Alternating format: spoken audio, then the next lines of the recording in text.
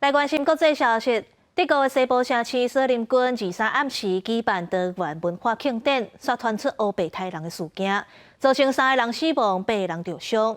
目前极端组织伊斯兰国已经承认犯案啊，安那警方有抓到2个嫌犯，其中1个才15岁。伫德国索林根的难民之家，有看到真侪武装警察伫咧4月巡逻搜查，因为当地伫咧23案发生随机杀人事件。sind hier einem Hinweis nachgegangen, deshalb gab es hier den Zugriff von Spezialeinsatzkräften der Polizei. Ist alles abgesperrt und jetzt müssen wir das Ende des Einsatzes abwarten, um auch ein Ergebnis zu präsentieren.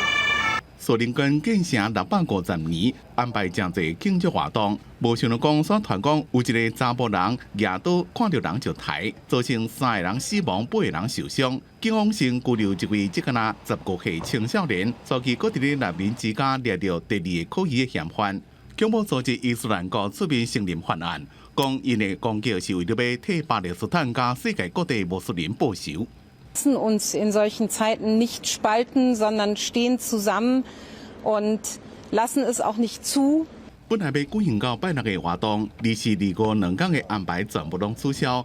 本来应该真侪人的所在，怎么只个村警察伫咧来回搜查？民众伫咧代志发生的地点采纳借家伙悼念罹难者加受伤的人。目前8个受伤的人内面有4个人伤势较严重。德国总理肖兹也发声明讲，社会绝对无容准这种代志发生，凶手就要受到法律上大程度的惩罚。记者综合报道。